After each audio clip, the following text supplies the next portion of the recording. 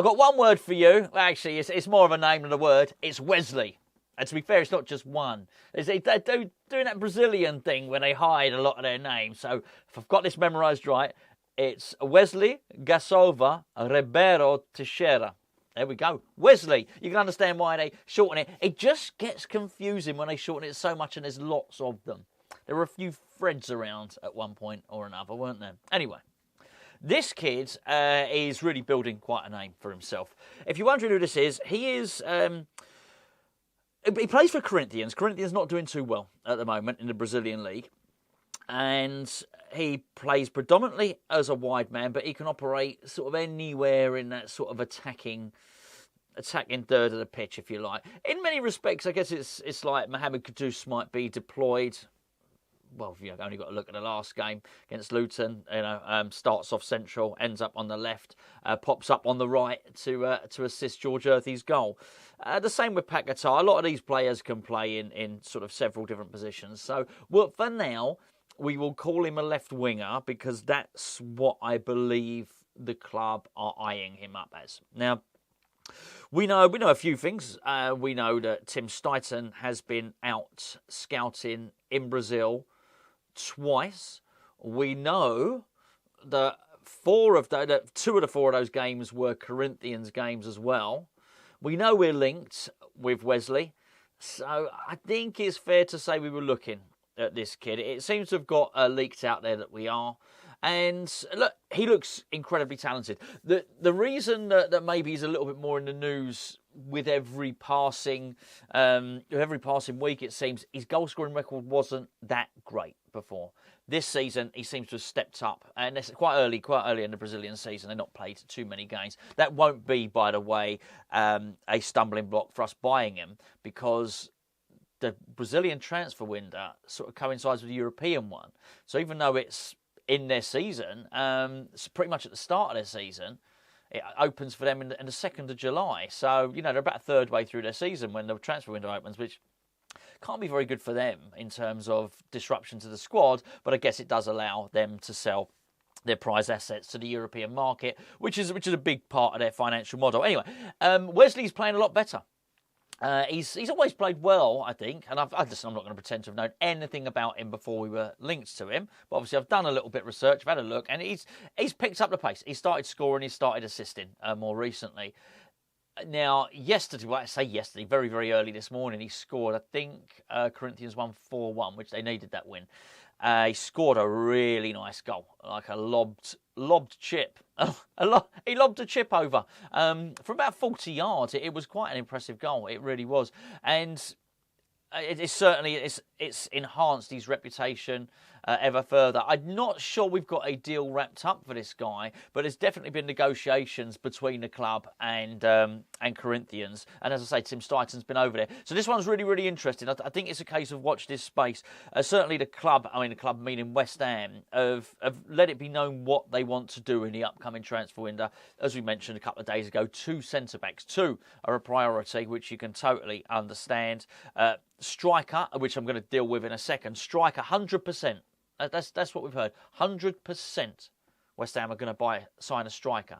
Now, the 3 big names on this, the ones mostly doing the rounds, are obviously Josip and Nesri. Keep your eye open. Gio's going to be doing a video on him. I think he's done a bit of research on his time under Lopetegui. And Ivan Toney and Dominic Solanke. We'll get to them in a bit. But also the other name the other position we're hearing quite a lot is left wing. Now, I think quite possibly Wesley ticks that box. I think that might be who they're referring to with that. I don't think that means that's all the signings we're going to do, but I do wonder if that's where the priorities are going to lie at the very start of the window. It does bring up some interesting connotations of what we're going to do at fullback, which is we're led to believe is quite an important aspect and quite an important part of Julian Lopetegui's way of playing, is how the fullbacks play. So that would certainly be interesting to see what happens there. But that's a conversation for another day. In terms of the forward positions, this seems to be what's happening. I also think it's worth pointing out, I think, were we to lose Lucas Paquetá, and I don't think it's nailed on. I don't think that's nailed on yet. That's very important. Do I think he wants to join Man City? Yes. Do I think Manchester City want him? Yes. I do think there's going to be a little bit of haggling going on there. And even though we've heard that this week, the rumours are this week, that FA investigation concludes, they either charge him or drop the charges. Even though we've heard that, well, it's not happened as yet, and there's no way City are bidding while he's got an FA investigation hanging over him. However, it's likely he will go, and if he goes, then I do think the club would then look to replace him. So I think all this talk of, centre-backs and forwards and this, that and the other, I think we'd still want a creative hub in the team. I think we'd probably go and look to get somebody to replace him. In terms of the forwards, that's really, really interesting because we've been looking, and not even looking, but actually scouting Bournemouth games. It does look like Tony or Solanke are really, really serious candidates to be Mikel Antonio's replacement. Before I talk about that, can I please point in the direction of our Patreon page? I say our Patreon page, it's not really. It's our third Hammers Chat channel. And more than anything else, it's the reason why myself and Gio are able to bring you daily content for free on two separate channels, is because of the support that we get over on Patreon. We're not just asking you to support us for nothing. What we're asking you to do is to pay a monthly subscription. We've got a 7-day free trial at the moment, by the way, if you want to go and test it out. But by giving us a monthly subscription, what it allows us to do is produce content for here, but also we produce a load of additional content over on our Patreon channel. There's a lot of stuff over there. We've got a lot of podcasts. We've got Anton Ferdinand podcast. We've got Hammerlytics, which is a really, really good an insightful way to follow West Ham statistically and from a sort of almost Opta point of view in a way that you might not have looked at it before. But not myself and Gio doing it. We've got proper experts in to do it. We've got a really decent interview actually lined up for this month as well. That's separate to the Anton Ferdinand podcast. He doesn't hold back. He's not like one of these West Ham people who are always just going to say the pink and fluffy stuff. He'll tell it straight and he tells it as it needs to be said. We have got breakfast shows. We've got opposition previews. We have got our player ratings. We're going to continue the content going all through the summer. So even though the West Ham games might dip off a bit, our content will show no sign of relenting at all. And what seems to be, for some odd reason, our most favourite show at the moment is myself and Gio's Naked podcast, where we're fully clothed and basically talk about all things general. And basically, we moan about life and we observe about life and we get off the subject of West Ham for a little bit and you get to ask us whatever you want. And you do ask us some bizarre bloody questions. Anyway, links in the description below. That's patreon.com/HammersChat. We'd really appreciate your support. We do loads of giveaways on there. You get big discounts on our store, on our Hammers Chat store. So, yeah, check it out. Links in the description below. Very, very much appreciated. Solanke and Tony. Okay. So it appears that West Ham not only... I don't think it's the club have leaked it. There's obviously, numerous leaks in and around the training ground all the time anyway. I think that's why everybody knows the team news before it's announced. I have to try... The team news is so well known before West Ham play. I have to work really hard to avoid it before myself and Gio do a build-up show. It's actually quite hard to avoid the team lineup. But basically, I think there's a lot of leaks on the training ground. Whether that will be stopped when Lopetegui comes in, or whether Tim Steidten's going to stop that, I don't know. I'm not so sure. I think it will continue. And do you know what? I quite like hearing the news as well. Just I don't necessarily want to hear the team news before the start of the game. Quite like hearing the rumours. Rumours from the scouting department are that they are scouting, so they're scouting Bournemouth's next game and they scouted Bournemouth's last game. A lot was said about Lloyd Kelly. I think Lloyd Kelly might well have his deal to Newcastle already signed up. So I don't think it's that. I still do think it's Solanke. There's one thing we heard earlier on in the season. There was that both David Moyes and Tim Steidten both rated Solanke. I don't see any reason why that would stop now. He's up there, isn't he? Was it 19 goals this season in the Premier League? He's doing pretty damn well, it has to be said. I think he'd do quite well for West Ham under David Moyes. I don't know how well he would do under Lopetegui. I don't know.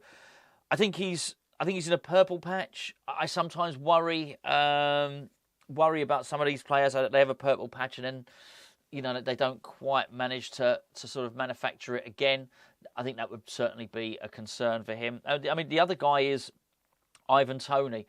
And the reason why people are talking about Ivan Toney quite a lot is an old interview from when Lopetegui was manager of Wolves when they played against Brentford has been dug up, and he was very complimentary about about Ivan Toney. I think that's quite tenuous. Don't get me wrong, I understand why the story would be dug up. It's interesting to hear what he said about Ivan Toney, but it is tenuous. That's to dig that up and try and use that as a way to suggest that we might sign him. I think what it does do, it indicates that he probably does rate him as a player.